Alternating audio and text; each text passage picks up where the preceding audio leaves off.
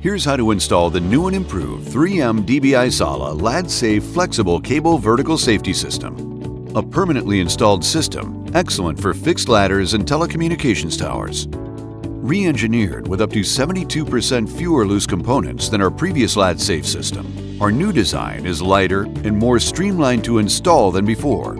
And we're proud to introduce that it meets the new ANSI Z359.16 standard when used with our X2 or X3 Traveler, helping you to stay up to date and in compliance with the current standards. While installing the system, be sure to wear the proper safety gear. Refer to the user instructions, which are included with your system for detailed instructions. Position the top bracket of the Lad-Saf system on the structure and install fasteners by hand. All fasteners are locking type to help prevent loosening due to vibration or other effects, and to eliminate the need for additional washers or bolts. Ensure the nuts are installed so the locking end is facing out. Torque the fasteners to between 20 and 25 foot-pounds.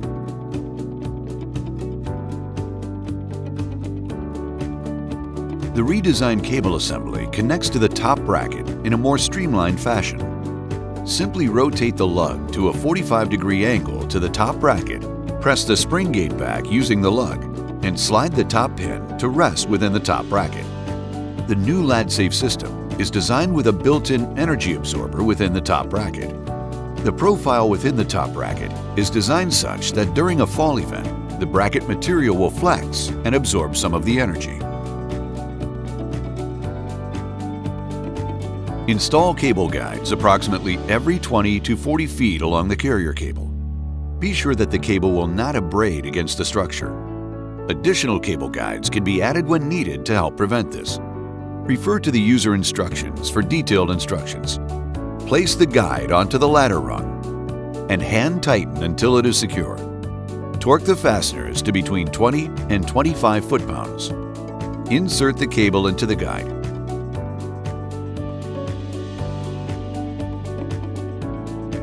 The bottom bracket of the Lad-Saf system should be positioned in a way that allows users the ability to maintain 100% tie-off while connecting or disconnecting from the system. Attach the bracket toward the bottom of the ladder, making sure it is mounted in line vertically with the top bracket. Install the fasteners until the bracket is secure. Torque the fasteners to between 20 and 25 foot-pounds.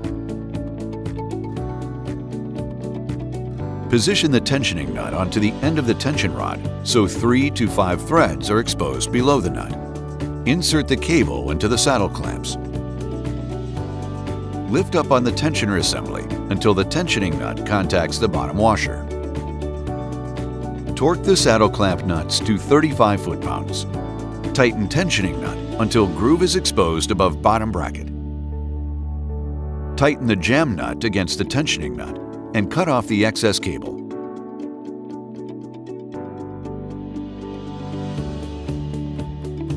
Install the Lad-Saf system label, which includes an inspection and maintenance log and a 3M connected safety RFID tag onto the ladder.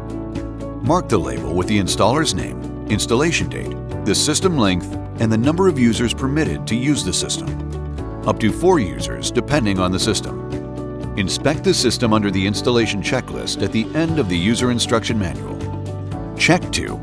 Ensure all fasteners are in place and properly tightened. Ensure the carrier cable is properly tensioned. Do not use the 3M DBI SALA Lad-Saf system if the bottom of the cable is not secured and tensioned with the bottom bracket assembly. Inspect the top pin resting inside the top bracket and ensure that there is a 0.2-inch gap in the top bracket.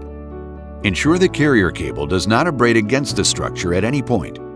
And finally, ensure the system information is recorded on the label and inspection log.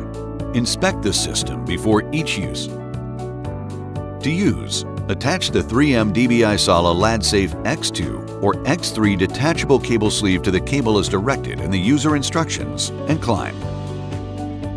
Explore the full portfolio of 3M DBI SALA Lad-Saf solutions, including 2-user and 4-user systems, and galvanized or stainless steel systems for a variety of applications.